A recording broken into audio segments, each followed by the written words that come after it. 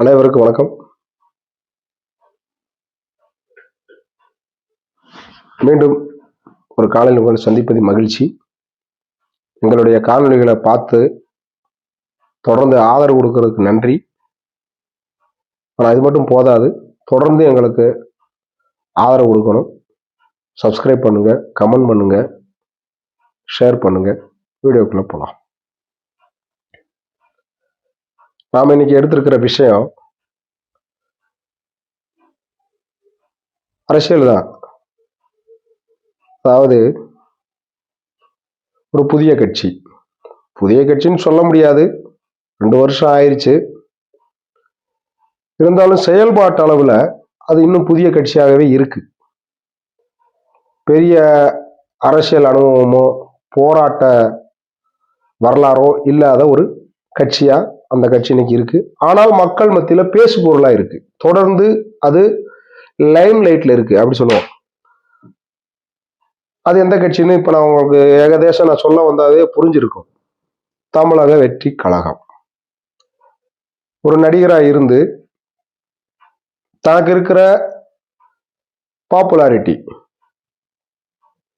அதை வச்சு அதை முதலீடா போட்டு வழக்கம் போல தமிழகத்துல ஒரு நடிகர் கட்சி ஆரம்பிச்சிருக்காரு அப்படி சொல்லலாம். ஏற்கனவே பல நடிகர்கள் கட்சி ஆரம்பிச்ச வரலாறு நம்ம கிட்ட இருக்கு.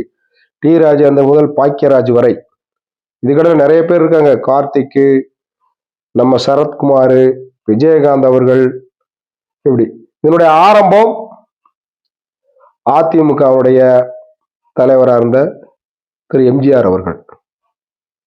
ஆனா எம்ஜிஆர் அவர்கள் கட்சி ஆரம்பித்ததற்கும் இன்றைக்கு நடிகர்கள் கட்சி ஆரம்பிக்கிறதுக்கும் மலைக்கும் மடுவுக்கும் உள்ள வித்தியாசம் இருக்கு. அதை இப்போ கட்சியை ஆரம்பிக்கக்கூடிய நடிகர்கள் தெரிஞ்சுக்க தெரிஞ்சுக்கிறது இல்லை. அவங்களுக்கு அதை பத்தின எந்த ஐடியாவும் இல்லை. அதனாலதான் அவங்க தோற்று போகிறார்கள். இப்ப நடிகர் கட்சி ஆரம்பிச்சா வெற்றி பெறாது அப்படிங்கிறதெல்லாம் கிடையாது. ஒரு அரசியல்வாதி கட்சி ஆரம்பித்தா தான் அது சக்சஸ்ஃபுல்லா போகும் அப்படிங்கிறதும் கிடையாது. எத்தனையோ அரசியல்வாதிகள் வரலாறுல காணாம போயிருக்காங்க. பெரிய ஆளா வருவாங்கன்னு எதிர்பார்த்துக்கிட்டு இருந்த அரசியல்வாதிகள் அடையாளமே தெரியாம போயிருக்காங்க. அந்த கட்சியில அடுத்த இடத்துல இருக்கக்கூடிய இப்ப உதாரணத்துக்கு திமுகங்கிற ஒரு கட்சியை அறிஞர் அண்ணா ஆரம்பிச்சாரு. ஆனா அந்த கட்சியில 2வது பொசிஷன்ல இருந்தது யாரு? வரலாற்றுல நெடுஞ்செழியன் அவர்கள். நாவலர் நெடுஞ்செழியன் அவருக்கு பேரு. அப்போ அவ்வளவு வல்லமையா பேசக்கூடியவர். ஆனா அவருடைய நிலை இன்னைக்கு எங்க? யாருக்காவது நாவலர் நெடுஞ்செழியன் தெரியுமா? இன்றைய தலைமுறைக்கு தெரியாது. திடீர்னு எங்கிருந்தோ வந்து 5வது 4வது இடத்துல இருந்த ஆட்கள் வந்து கட்சியோட தலைவராகவும் முதலமைச்சராகவும் வர்றாங்க. இதுதான் ஒரு யதார்த்தம். இந்த யதார்த்தங்களை புரிந்து கொள்ளாமல் கட்சியை ஆரம்பித்து காணாமல் போனவர்கள் அநேகம் தமிழக அரசியல் வரலாறுல. அதனால இன்றைக்கு நடிகர் விஜய் ஆரம்பிச்சிருக்கக்கூடிய கட்சியும் அவரும் காணாம போயிடுவாங்கன்னு நான் சொல்ல வரல. அது என்னோட ஆசையும் இல்லை.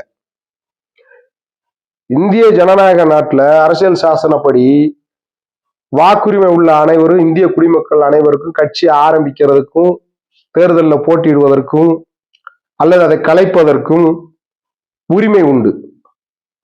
நம்ம விஷயம் அது இல்லை. ஆனா மக்கள் சேவை அப்படிங்கிற ஒரு பொது வாழ்க்கைக்கு வரும்பொழுது சில பல தகுதிகள் தேவைப்படுது. அதை கொள்கை வச்சுக்கலாம், திட்டங்கள்னு வச்சுக்கலாம், மேனிஃபெஸ்டோ அப்படி வச்சுக்கலாம். எந்த மொழியில சொன்னாலும் அதுக்கு அதுதான் அர்த்தம். செயல் திட்டம் அப்படி இருக்கணும். ஆனா இன்றைக்கு தமிழக வெற்றி கழகத்திற்கு என்ன செயல் திட்டம் இருக்கிறது?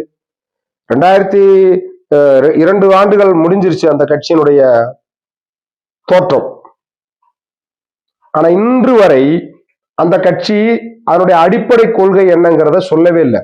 சில பல தலைவர்களுடைய படத்தை பின்புலமா வச்சு அவர் பேசுறாரு. நமக்கெல்லாம் தெரியும். எல்லாரும் நம்ம மிகவும் மதிக்கக்கூடியவர்கள் அவர்கள். அஞ்சலி அம்மாள் அவர்கள், திரு காமராஜ் அவர்கள், அது மாதிரி அம்பேத்கர், வேலு நாச்சியார், இப்படி 5 தலைவர்களா அவர் கொள்கை தலைவர்களா வச்சிருக்கிறாரு. அதெல்லாம் நல்ல விஷயம்தான். ஆனா அவங்க மக்களுக்கு சொல்லிட்டு போன கொள்கைகளையோ அல்லது அவங்க நடைமுறைப்படுத்திட்டு போன திட்டங்களையோ எப்படி நீங்க ஜனங்கள்கிட்ட போய் சேர்ப்பீங்கிறத பத்தி சொல்லவே இல்லை.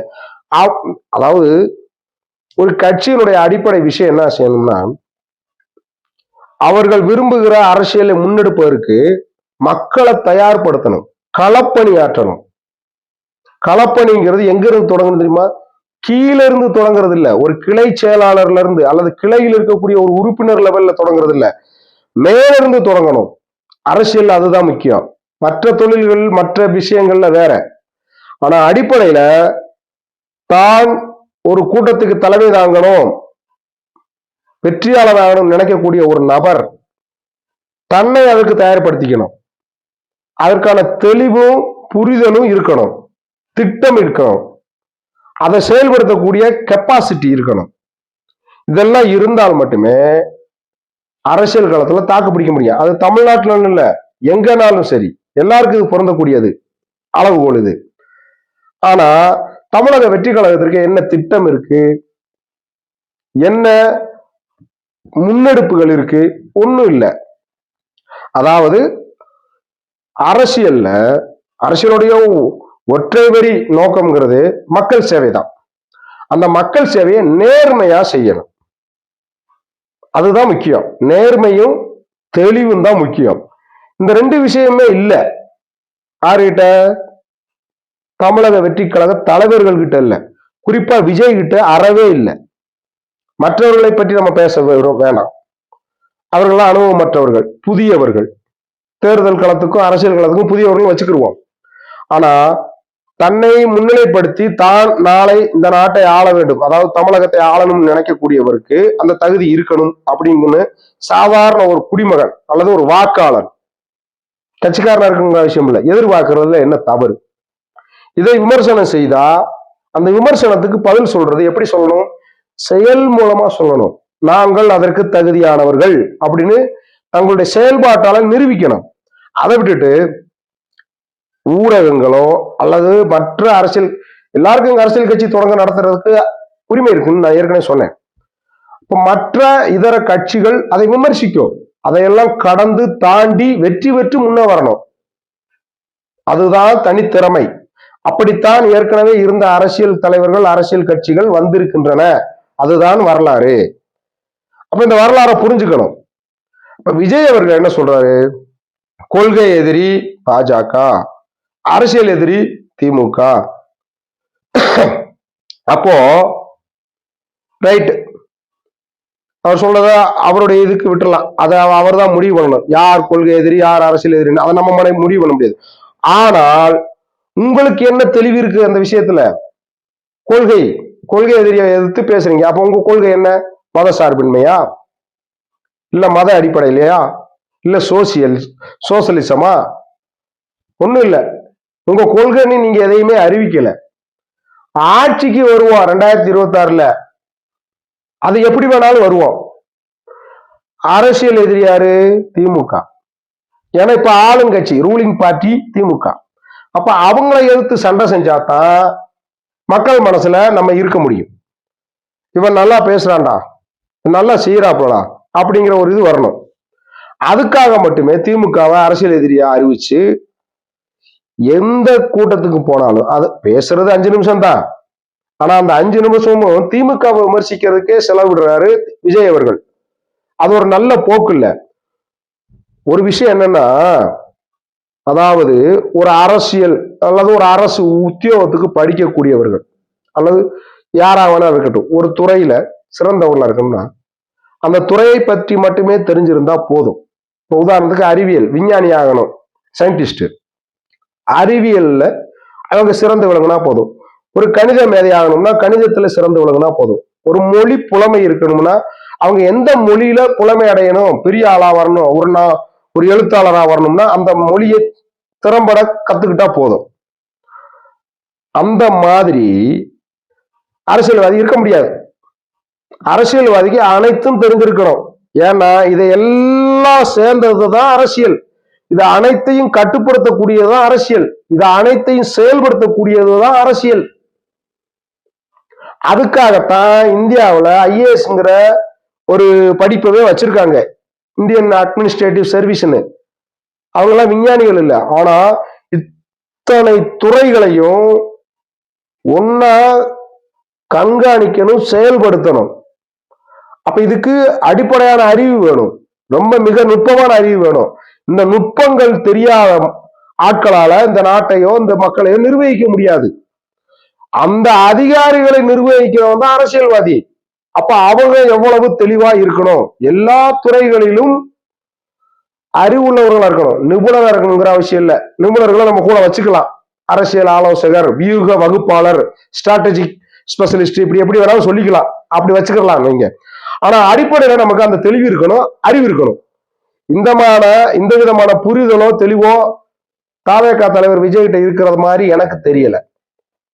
இது தனிப்பட்ட விமர்சனமா வைக்கல, ஒரு அரசியல் கட்சி தலைவருக்கு இருக்க வேண்டிய குணங்களா இருக்கணும்னு நான் எதிர்பார்க்கிறேன், ஒரு சாதா குடிமகனா. ஆனா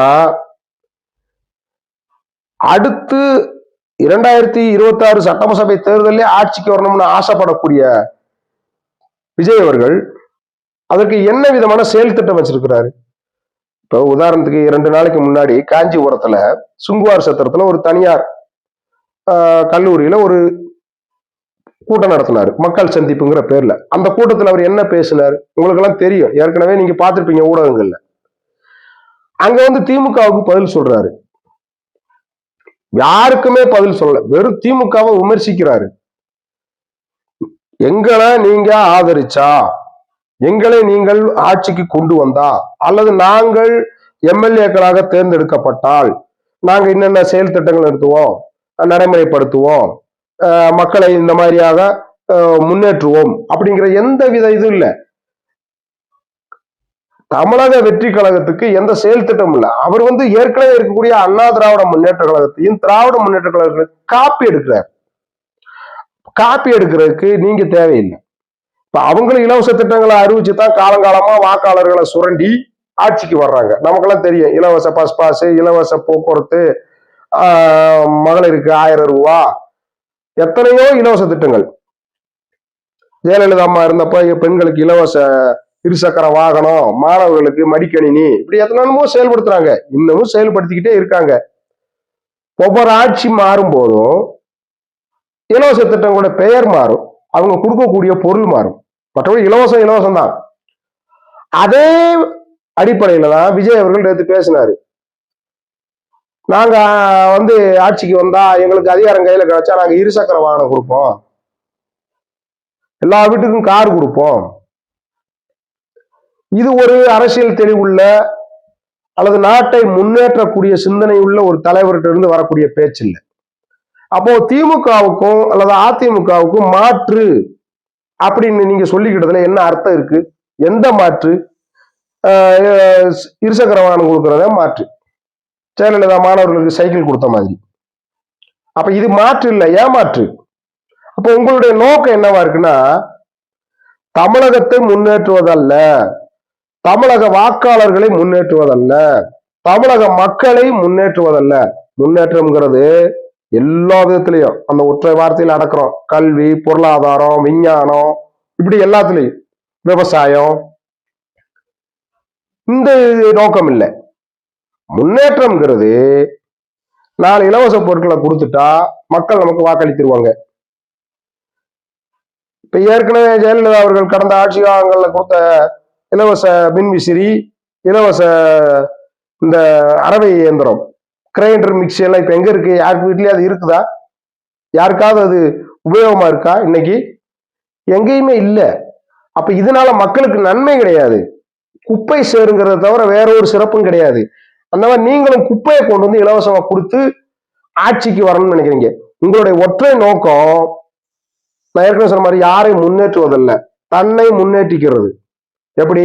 அரசியல்ல அடுத்த முதலமைச்சரா வரணுங்கிற வெறும் ஆசை இருக்கே தவிர அதற்கான செயல் திட்டங்களோ தெளிவுகளோ தியாகமோ இல்லை. எத்தனையோ கஷ்டங்களையும் போராட்டங்களையும் தாண்டி தான் ஒரு தலைவன் உருவாக முடியும்.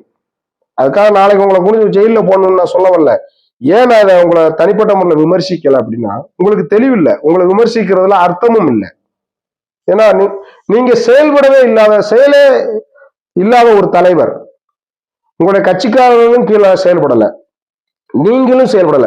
இந்த 2 வருஷத்துல நீங்க 2 மாநாடுகள் நடத்திருக்கீங்க. ஒரு 4-5 ஊர் கூட்டங்கள் நடத்திருக்கீங்க. அந்த ஊர் கூட்டங்கள் நடத்தினதையும் சில பல பிரச்சனைகள், அது என்ன பிரச்சனைன்னு மக்களுக்கு எல்லாருக்கும் தெரியும், உங்களுக்கும் தெரியும். அப்போ வேற எந்த சிறப்பும் இல்லை. யாருக்காகவும் எதுக்காகவும் போராடினது இல்லை. சாமானிய ஜனங்களுடைய கஷ்டங்கள், துக்கங்கள், அவருடைய வருமானம், செலவுகள், இப்படி எதை பத்தியும் உங்களுக்கு தெளிவில்லை. அப்படி இருக்கும்போது நீங்கள் எந்த அடிப்படையில ஆட்சிக்கு வரணும்னு நினைக்கிறீங்க? அதுலயே அவர் பேசுற பேச்சை கேட்டீங்கன்னா திமுகவுக்கும் தாவேகாவுக்கும் தான் போட்டி. என்ன அர்த்தத்துல பேசுறாருன்னே தெரியல. ஒரு இதை கட்டமைக்கிறாராம், வியூகத்தை. அப்ப ஊடகங்கள் இவரையும் அவங்களையும் பத்தியுமே மட்டி பேசிக்கிட்டு இருக்கிற மாதிரி செய்யறாராமா. நான் இந்த ஊடகங்களுக்கு ஒரு விஷயம் சொல்றேன். பல 100 ஆண்டுகளா கட்சி நடத்துற காங்கிரஸா இருக்கட்டும், 50-60 வருஷமா கட்சி நடத்துற அதிமுகவா இருக்கட்டும், மற்ற இதர கட்சிகளா இருக்கட்டும், 30 வருஷம் 40 வருஷம் கட்சி நடத்தக்கூடியவங்க எல்லாம் இருக்காங்க.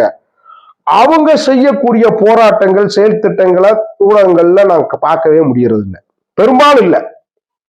அவங்களுக்கெல்லாம் தனி சேனல் இருக்கிறதுனால அவங்க அதை பயன்படுத்துறாங்கன்னு வச்சுக்கிடுவோம். ஆனா விஜய்ங்கிற ஒரு நபர் வெளியில வந்த உடனே லைவ் போடுறான். எல்லா செய்தி சேனலும் லைவ். என்ன லைவ்? அதுக்கு தகுதி வேணும்ல. என்ன மக்கள் சேவையை அவர் இது வரைக்கும் செஞ்சிருக்கிறாரு? 10 மாணவர்களுக்கு 10 நோட்டு புஸ்தகமும் 2 மோதிரமும் கொடுத்து அது மக்கள் சேவை ஆயிருமா? அது இல்ல சேவை.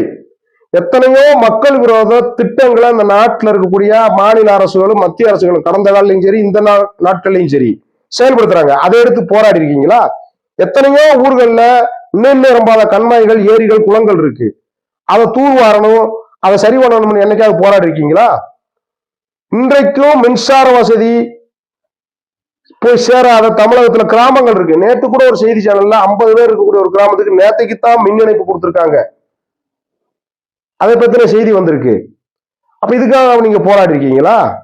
போக்குவரத்து வசதி, சாலை வசதி எல்லாம் இல்லாத கிராமங்களுக்காக நீங்க என்ன போராடி இருக்கீங்க? உங்க கட்சிக்காரர்கள் போராடி இருக்காங்களா? எதுவும் கிடையாது. பொத்தாம் பொதுவா அரசியல் பேசுறேங்கிற பேர்ல ஏதாவது ஒரு கட்சி விமர்சனம் பண்ணா அதுக்கு பதில் சொல்லிட்டு போறீங்க. பதில் சொல்லுவதல்ல அரசியல். பதிலே சொல்ல விடாமல் செயல்படுவதுதான் அரசியல். அந்த தெளிவை நீங்க ஏற்படுத்திக்கிட்டீங்கன்னா அடுத்த தேர்தலில் அடுத்தடுத்த தேர்தல்களில் களங்கண்டு வெற்றி பெற்று நீங்க வரலாமே தவிர கண்டிப்பா 2026 தேர்தலில் தமிழக வெற்றி கழகம் வெற்றி அடைய வாய்ப்பே இல்லை. நன்றி.